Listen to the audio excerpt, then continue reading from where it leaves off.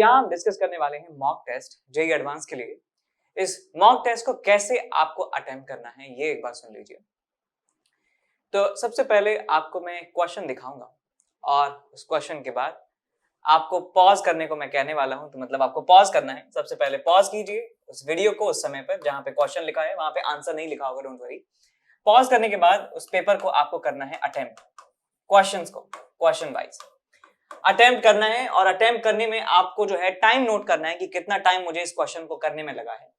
और अटेम्प्ट करने के बाद जो भी आपको टाइम जो है आपको लगा है वो टाइम जो है नोट डाउन करना है कि कितना टाइम मुझे लगा है। लेट्स से आपको 2 मिनट लगे हैं, 2 मिनट 30 सेकंड लगे हैं, तो आपको नोट करना है। उसके बाद दो चीजें हो सकती हैं अटेम्प्ट करने के बाद, या तो जो है सॉल्व हो जाता है तो अच्छी बात है, सॉल्व नहीं होता है तो अलग बात है। ठीक है, सॉल्व हो गया तो आप चाहें तो सॉल्यूशन देख सकते हैं, आपको एक दूसरा पर्सपेक्टिव मिल सकता है, और चाहें तो आप स्किप कर सकते हैं बिकॉज टाइम की जो है बहुत ज्यादा कमी है आपके पास, मैं समझ सकता हूं। तो यदि आपसे सवाल नहीं होता है तभी आप सॉल्यूशन देखें, सवाल हो गया है तो आप स्किप कर सकते हैं अगले क्वेश्चन पे। ठीक है, हम कोशिश करेंगे टाइम स्टैम्प जो है यहाँ पर लगाएं जिससे आपको एक से दूसरे चैप्टर में पहुंचने पर कोई दिक्कत नहीं होगी। उसके बाद यदि ये सवाल नहीं होता है तो क्या करना है, तो आपको क्या करना है, सॉल्यूशन देखना है कि मैं कैसे इसको सॉल्व करता हूं, कैसे मैंने इसको सोचा, कैसे मैं कैलकुलेशन जो है वो कर रहा हूं, वो आप चीजें यहाँ पे देख सकते हैं। और यहाँ पे सबसे इंपॉर्टेंट पॉइंट अब आता है कि जो भी आपसे जो कैलकुलेशन में मिस्टेक हुई है, या आपसे कोई कॉन्सेप्ट लगाने में मिस्टेक हुई है, क्वेश्चन पढ़ने में जो मिस्टेक हुई है, जो भी मिस्टेक हुई है तो आपको लिखनी है write down your mistakes, write down your mistakes. और ये जो सारी मिस्टेक्स आप लिखेंगे इन सारे क्वेश्चंस में, सारे पेपर्स में, वो आप जो पेज है जेईई एडवांस पेपर जब देने जाएं तो आप जरूर पढ़ के जाएं कि यार ये मैंने मिस्टेक्स करी हैं, मैं सारी प्रिपरेशन के बाद इन जगह पर मिस्टेक्स कर रहा हूं। और डेफिनेटली जो है एग्जाम में जो है आपसे बहुत ज्यादा कम मिस्टेक होंगी यदि आप ये काम जो है कर लेते हैं। ठीक है, ये पर्सनल एक्सपीरियंस था, आप चाहें तो फॉलो कर सकते हैं, ये बहुत बढ़िया चीज है। अब चलते हैं सवाल सॉल्व करते हैं। सबसे पहला सवाल हमारे पास है जो इंटीजर टाइप सेक्शन हम सॉल्व कर रहे हैं। पहला सवाल दिया है कि region between x is equals to 0 and x is equals to capital L is filled with uniform steady magnetic field 2t k cap। ये k cap है, t टेस्ला है, 2 इसका मैग्नीट्यूड है, particle of mass 2 kg, positive charge 1 coulomb and velocity 2 metre पर second I cap travels along x axis and enters the region of the magnetic field। Find the value of capital L if the particle emerges from the region of magnetic field with the final velocity at an angle 30 degree with the initial velocity। तो यहाँ पे मैं coordinate axis बना लेता हूँ। यहाँ पे हमारे पास x एक्सिस है, यहाँ हमारे पास y एक्सिस है, और x is equals to 0 से x is equals to L के बीच में मैग्नेटिक फील्ड रीजन हमारे पास यहाँ प्रेजेंट है। तो एक लाइन हो गई हमारे पास ये x is equals to 0, और एक लाइन हमारे पास ये आ जाती है x is equals to L। यहाँ पे मैग्नेटिक फील्ड है हमारे पास 2t के कैप, यानी कि बाहर की तरफ जो है पॉइंट करता हुआ हमारे पास मैग्नेटिक फील्ड यहाँ प्रेजेंट है, लाइक दिस।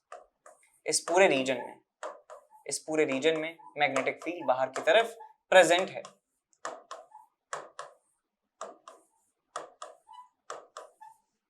अब एक पार्टिकल जो है वो एंटर करता है इस मैग्नेटिक फील्ड रीजन में, और उसका जो वेलोसिटी है वो आई कैप डायरेक्शन में है 2 मीटर पर सेकेंड।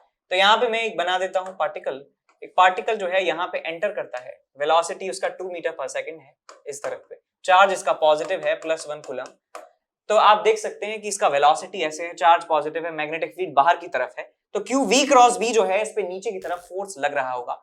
वेलोसिटी इधर, मैग्नेटिक फील्ड है बाहर, तो v cross b, q v cross b जो है नीचे की तरफ आपको मिल रहा है। तो इस पार्टिकल का जो पाथ है वो इस तरीके से होने वाला है। तो वेलोसिटी पे डिपेंड करेगा कि ये या तो वापस लौट जाएगा या फिर ये बाहर निकल जाएगा। तो क्वेश्चन में दिया हुआ है कि इसकी फाइनल वेलोसिटी जो है वो इनिशियल वेलोसिटी के साथ, फाइनल वेलोसिटी इसकी जो है यहाँ पे ऐसे होने वाली है जैसे ही बाहर निकलता होगा।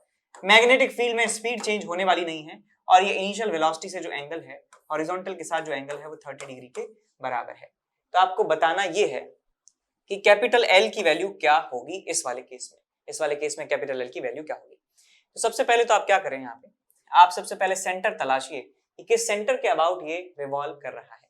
यहाँ से यहाँ जो इसने सर्कुलर पाथ ट्रेवल किया है वो उसका सेंटर कहाँ पे है। तो उसका तरीका ये है कि आप इन दोनों पॉइंट्स पर टेंजेंट बनाइए, इस पॉइंट पर टेंजेंट बनाइए, टेंजेंट बनेगी ऐसे, टेंजेंट के परपेंडिकुलर जो नॉर्मल है उस पर कहीं ना कहीं होगा centre.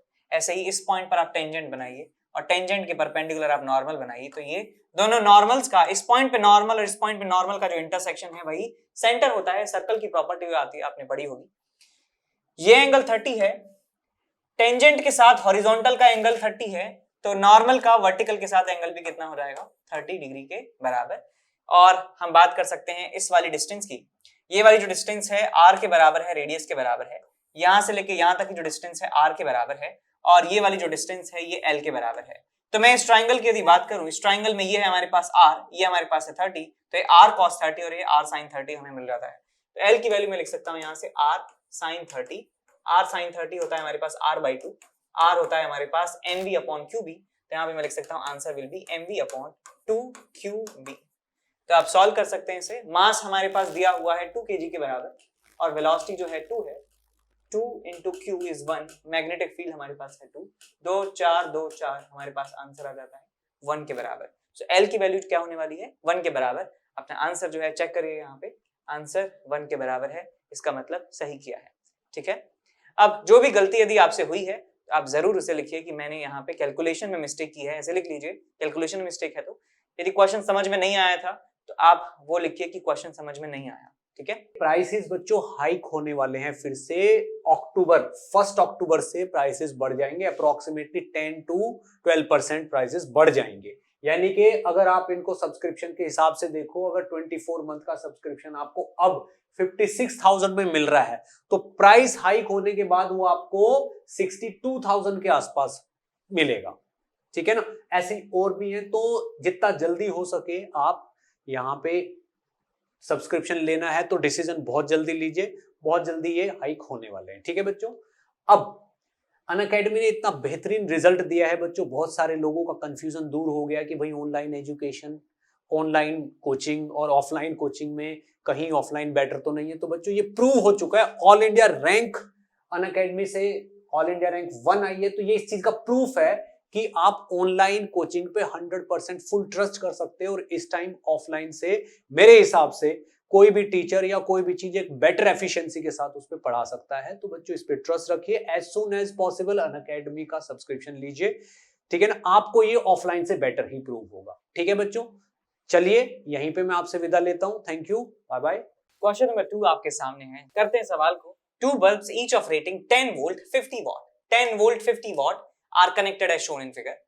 To make the bulbs glow at their full intensity, the EMF of the battery connected is to be E. Find the value of E/4. तो हमें E/4 की जो वैल्यू है वो कैलकुलेट करनी है। ये बल्ब जो है 10 वॉट और 10 वोल्ट और 50 वॉट के हैं और दोनों फुल पावर जो है ये दिखाने चाहिए।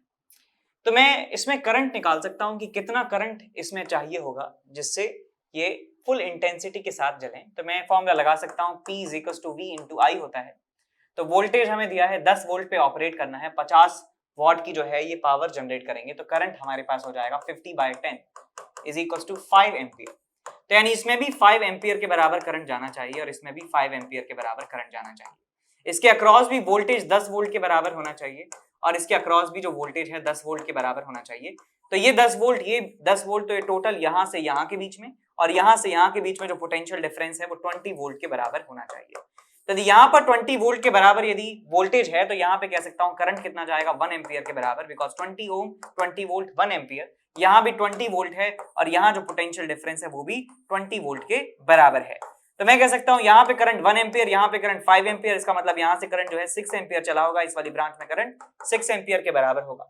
तो मैं यहाँ पे इस बैटरी का टर्मिनल वोल्टेज लिख सकता हूँ that E minus I which is 6 into R कितना है 2/3 और ये किसके बराबर आना चाहिए, 20 वोल्ट के बराबर आना चाहिए। 3 से गए 2 और 2 और 2 4, तो आ जाएगा आपके पास E = 4 और 20 जो है 24 हो जाते हैं। आपसे पूछा गया है E/4 की वैल्यू, तो E/4 आपको मिल जाएगा 6 के बराबर, तो हमारा आंसर जो है 6 के बराबर हमें मिल जाता है।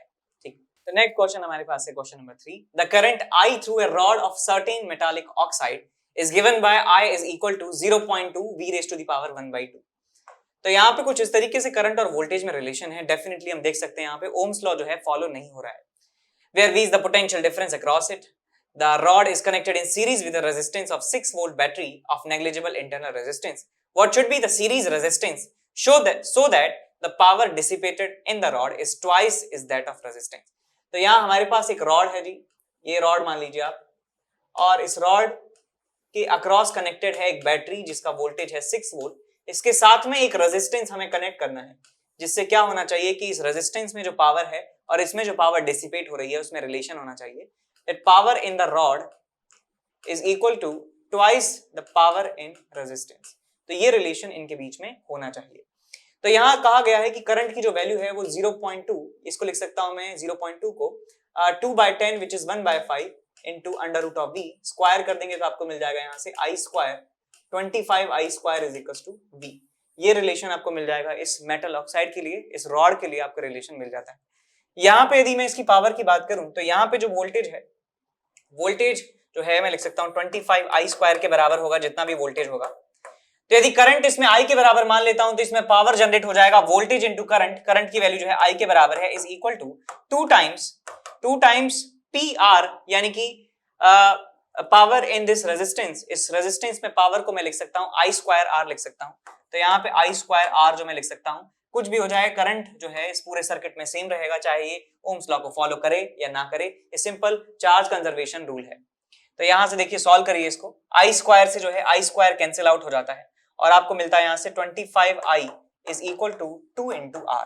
ये रिजल्ट आपको यहां से मिल जाएगा और हम यहां से क्या लिख सकते हैं कि करंट की जो वैल्यू है, करंट की जो वैल्यू है आपको मिल जाती है यहां से 2R/25 के बराबर। एक रिलेशन ये आ गया। अब मैं एक चीज और कह सकता हूं यहाँ पे, ये जो 6 वोल्ट हमारे पास है पोटेंशियल डिफरेंस, ये इसके अक्रॉस भी है और ये इसके अक्रॉस भी है। तो यहाँ पे हम कह सकता हूं कि इसके अक्रॉस जो वोल्टेज है विच इज 25 I स्क्वायर, इसके अक्रॉस वोल्टेज है, प्लस इसके अक्रॉस जो वोल्टेज है which is I into R plus I into R, I into R, I कितना है, I के बराबर है, रेजिस्टेंस कितना है, R के बराबर है, और वो किसके बराबर हो जाएगा, 6 के बराबर हो जाएगा। तो यहां से आप R की वैल्यू जो है, हमें R ही तो निकालना है, निकालना क्या है, R ही निकालना है। तो यहां से R की वैल्यू जो है, I की वैल्यू जो है R की टर्म्स में आप लिख दीजिए यहाँ पे, तो आपको मिल जाएगा यहाँ से 25 I square which is 4 times R square divided by 25 into 25। यहाँ मिल जाएगा आपको प्लस I की जगह 2R divided by 25 into R which is R square is equal to 6। तो यहाँ से देखिए 25 से 25 कैंसिल आउट हो जाता है, 4R square by 25, 2R square by 25, 6R square by 25 is equal to 6। 6 से 6 गया, R square by 25 is equal to 1। R की वैल्यू आपको मिल जाती है 5 के बराबर। सो 5 ओम का रेजिस्टेंस हमें सीरीज में लगाना चाहिए, जिससे पावर का जो रिलेशन है ये हमें मिल जाता है। ठीक, समझ गए? 5 जो है हमारा आंसर है, बिल्कुल सही है। अब चलते हैं अगले सवाल की तरफ। अगला सवाल हमारे पास है क्वेश्चन नंबर 4। क्वेश्चन नंबर 4 कहता है कि एक नॉन कंडक्टिंग रॉड है जिसका लेंथ है 15 सेंटीमीटर, लीनियर चार्ज डेंसिटी है 100 कूलम पर metre, is hinged at one end, it is kept in horizontal position in vertical plane in front of an carrying wire, in front of current carrying wire, with current is equals to 100 ampere as shown in figure. The system is released from horizontal position. Find the magnetic force on the rod at the instant when it makes angle 60 degree with the downward vertical. अब सवाल एक बार समझ लीजिए कि सवाल कहना क्या चाह रहा है, ठीक है? पॉज करके अटेम्प्ट तो कर ही लिया होगा आपने, आई होप। तो देखिए कैसे सवाल को सॉल्व करना है।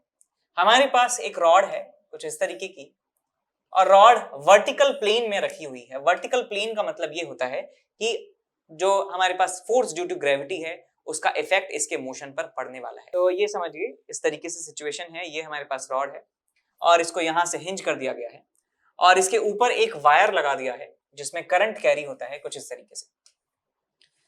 तो जैसे ही इसको रिलीज किया जाएगा रॉड को, तो रॉड का जो मोशन है वो कुछ इस तरीके से होने वाला है। रॉड जो है वो ऐसे नीचे की तरफ जो है गिरने लगेगी। तो मैं t इज इक्वल टू 0 पर कह सकता हूं कि इसका जो वेलोसिटी है, इसका वेलोसिटी है नीचे की तरफ होने वाला है और इसका वेलोसिटी नीचे है। छोटे से चार्ज की बात करता हूं, यहाँ पे छोटे से चार्ज की बात करूं तो चार्ज यहाँ पे पॉजिटिव है, प्लस dq में कह सकता हूं। वेलोसिटी इस तरफ है और इस वायर की वजह से जो मैग्नेटिक फील्ड है वो नीचे की तरफ है। सो वेलोसिटी है नीचे, मैग्नेटिक फील्ड है अंदर की तरफ। सो v क्रॉस b जो है इस तरफ आपको फोर्स मिलने वाला है, इस तरफ आपको फोर्स मिलने वाला है। और हम जानते हैं कि ये जो फोर्स है ये वेलोसिटी के परपेंडिकुलर है, वेलोसिटी और मैग्नेटिक फील्ड के परपेंडिकुलर है। मैग्नेटिक फील्ड हर एक जगह पूरे रीजन में अंदर की तरफ है, ठीक है? इसका मतलब जो फोर्स हमें मिलने वाला है वो रॉड की लेंथ के अलोंग हमें मिलेगा।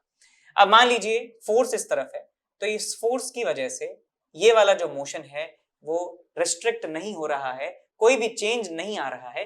तो मैं कह सकता हूं इस फोर्स की वजह से इसके मोशन पे कोई प्रभाव नहीं पड़ रहा है इस इनिशियल। तो यहाँ पे मैं मान लेता हूं कि एंगल थीटा ये नीचे आ चुके हैं, एंगल थीटा ये नीचे आ चुके हैं। इसका जो वेलोसिटी है, बिकॉज ये सर्कुलर मोशन में घूमेगी रॉड, इसका वेलोसिटी हो चुका होगा ये। मैग्नेटिक फील्ड है नीचे की तरफ, एक छोटा सा चार्ज है यहाँ पर, वेलोसिटी ऐसे, मैग्नेटिक फील्ड ऐसे, सो v क्रॉस b जो है इस तरफ आपको मिल रहा है, इसका मतलब यहाँ पे फोर्स इस तरफ मिल रहा है। तो ये मैंने बताया भी था कि किसी भी जनरल पोजीशन पर रॉड के लिए आप देख सकते हैं कि फोर्स जो मैग्नेटिक फोर्स है वो इस डायरेक्शन में है, तो इस मोशन को अफेक्ट नहीं कर रहा है। तो मुझे निकालना है कि फोर्स इस एक पर्टिकुलर सिचुएशन में जब वो इस वर्टिकल से एंगल बना रहा है, कितना वर्टिकल से 60 डिग्री एंगल बना रहा है, तो कितना फोर्स ये वाला लग रहा होगा पूरी रॉड के ऊपर। तो सबसे पहले मैं क्या करने वाला हूं, मैं यहां से यहां तक की जो रॉड है, यहां पहले रॉड थी हॉरिजॉन्टल पोजीशन में, अब यहां स्टिल्टेड पोजीशन में रॉड आ चुकी है, तो कितना वेलोसिटी हर एक पार्टिकल का हो चुका होगा, या फिर मैं कह सकता हूं कि इस रॉड का जो एंगुलर स्पीड है वो कितना हो चुका होगा। तो हम निकाल सकते हैं कैसे, रॉड इनिशियली हॉरिजॉन्टल है, रॉड आ चुकी है एंगल 30 डिग्री नीचे, 30 डिग्री नीचे आ चुकी है। तो इस रॉड का जो सेंटर ऑफ मास है बेटा, रॉड का जो सेंटर ऑफ मास है वो कितना नीचे आ चुका है, ये आपके पास l/2 डिस्टेंस है, और ये l/2 cos 30, l/2 sin 30, तो ये आ जाएगा आपके पास l/4। तो l/4 डिस्टेंस नीचे आ चुका है सेंटर ऑफ मास, तो मैं यहाँ पे मैं लिखूंगा कंजर्वेशन ऑफ मैकेनिकल एनर्जी से mg l/4 is equal to half into I which is ml²/3 into omega square. तो यहाँ से ml से ml कैंसिल आउट हो जाता है, 2 से 2 चला जाता है, सो 3g/12 जो है आपको ओमेगा की वैल्यू मिल जाती है अंडर रूट में। Omega is equal to under root of 3g/12, value निकालिए 3 into 10 divided by 2 into 15 centimetre है, 15 into 100, तो आ जाएगा बेटा ये 15 दूनी 30 से 30 गया, आपको मिल जाता है यहाँ से 10 रेडियन पर सेकेंड। ये एंगुलर स्पीड है इस रॉड की। यदि हमें एंगुलर स्पीड मिल चुकी है तो हर एक पार्टिकल का मैं लीनियर स्पीड बता सकता हूं। मान लीजिए यहां से r डिस्टेंस पर कोई पार्टिकल है तो उसका स्पीड होने वाला है r ओमेगा के बराबर। मान लीजिए r कैपिटल R डिस्टेंस पे कोई पार्टिकल है तो उसका वेलोसिटी हो जाएगा r ओमेगा के बराबर। अब जितने भी पार्टिकल्स हैं यहाँ पर, इन सारे पार्टिकल्स पर फोर्स जो है वो लेंथ के अलॉन्ग लगने वाला है, हिंज से अवे लेंथ के अलॉन्ग हर एक पार्टिकल पर इस तरीके से फोर्स लगने वाला है। तो इन सारे फोर्सेस का मुझे एडिशन करना है और मुझे total force, total magnetic force इस रॉड के ऊपर मिल जाने वाला है। तो यही काम मैं करता हूँ। देखिए यहाँ पे हमारे पास रॉड है, ये हमारे पास रॉड टिल्ट हो चुकी है, ये एंगल जो है 30 डिग्री के बराबर है, ये बिल्कुल पास में हमने एक वायर रखा हुआ है, इनफाइनाइट वायर, जिसकी वजह से मैग्नेटिक फील्ड आ रहा होगा। तो यहाँ पे एक छोटा सा मैं एलिमेंट लेता हूँ x डिस्टेंस पर छोटा सा एलिमेंट लेता हूँ जिसका विड्थ जो है dx के बराबर है, और इसका वेलोसिटी हो जाएगा हमारे पास x ओमेगा के बराबर। इसका वेलोसिटी ऐसे है, मैग्नेटिक फील्ड अंदर है। मैग्नेटिक फील्ड कैसे निकालेंगे, पहले डिस्टेंस निकाल लीजिए, x/2 ये डिस्टेंस आपको मिल जाने वाली है, तो इसका मैग्नेटिक फील्ड अंदर की तरफ आपको मिलेगा b is equal to μ0/4π 2I/r which is x/2। तो ये मैग्नेटिक फील्ड में छोटा सा पार्ट इस डायरेक्शन में मूव कर रहा है, तो इसके ऊपर लगने वाला जो फोर्स है वो dF इस तरफ होने वाला है, which will be dq qvb v into b। ये फोर्स इस पर लग रहा होगा छोटे से एलिमेंट पर, और दोनों तरफ इंटीग्रेशन हम करेंगे तो हमें टोटल फोर्स यहाँ पर मिल जाएगा। देखिए कैसे सॉल्व करेंगे इसे। तो छोटा सा चार्ज में लिख सकता हूँ lambda into dx, into velocity को लिख सकता हूँ मैं x इंटू ओमेगा, और मैग्नेटिक फील्ड को लिख सकता हूँ मैं μ0/4π, और यहाँ आ जाएगा आपके पास x, बिकॉज 2 और 2 से 4 हट गया, और ऊपर जाएगा आपके पास I, μ0I/πx। तो ये हमारे पास छोटा सा फोर्स मिल चुका है, और दोनों तरफ जो है इंटीग्रेशन हमें करना है, और यहाँ पे क्योंकि x के रेस्पेक्ट में इंटीग्रेट कर रहे हैं तो 0 से लेके L तक जो है हमें लिमिट लगानी है, और यहाँ 0 से लेके F तक जो है हमें लिमिट लगानी है। क्या क्या चीजें कैंसिल कर सकते हैं, यहाँ एक x है, यहाँ पे एक x है, x से x कैंसिल आउट हो जाता है। कांस्टेंट टर्म्स को आप बाहर निकाल दीजिए, कांस्टेंट टर्म्स को बाहर निकाल दीजिए, तो आपको मिल जाएगा लैम्डा ओमेगा μ0I/π, और यहाँ आ जाएगा dx का इंटीग्रेशन x में लिमिट लगाएंगे L, तो ये आपको फोर्स मिल जाता है। और फोर्स जो है ऐसे हिंज से अवे डायरेक्शन में आएगा, लेंथ के अलॉन्ग हिंज से अवे आपको फोर्स मिल जाने वाला है। लैम्डा की वैल्यू रखिए, लैम्डा की वैल्यू कितनी है हमारे पास, lambda is how much 100, lambda is 100। Omega निकाल चुके हैं, 10 के बराबर आया था, μ0 को लिख सकता हूँ 4π × 10⁻⁻7। करंट जो है 100 के बराबर है, लेंथ जो है 15 सेंटीमीटर है, और पाई की वैल्यू पाई से गया पाई, 100 से गया 100, और यहाँ से 100 1000 10⁻⁻4 बचा है, तो 15 और 4 60, तो 6 इंटू 10⁻³ आपको यहां से मिल जाता है न्यूटन में फोर्स। और जो फोर्स जो है आपसे पूछा गया है किसमें, फोर्स आपसे मिली न्यूटन में पूछा गया है, तो मैं कह सकता हूं कि ये 6 मिली न्यूटन ही लिखा हुआ है। तो आंसर हमें मिल जाता है 6 के बराबर। ठीक है, तो इस तरीके से सोचना था, ऐसे इसे सॉल्व करना था। आंसर इसका आएगा 6, आंसर 6 है। ठीक है, अब आप वीडियो को पॉज करिए अगले क्वेश्चन के लिए और इसे सॉल्व करना स्टार्ट करिए, फिर इसको डिस्कस करते हैं। अब देखिए क्या है सवाल में। If W amount of heat in microjoule will be generated if the circuit shown in the figure after the switch is shifted from position 1 to position 2, then the value of W by 5 is equal to, given that C is equal to 2 microfarad, E1 is equal to 20 volt and E2 is equal to 10 volt.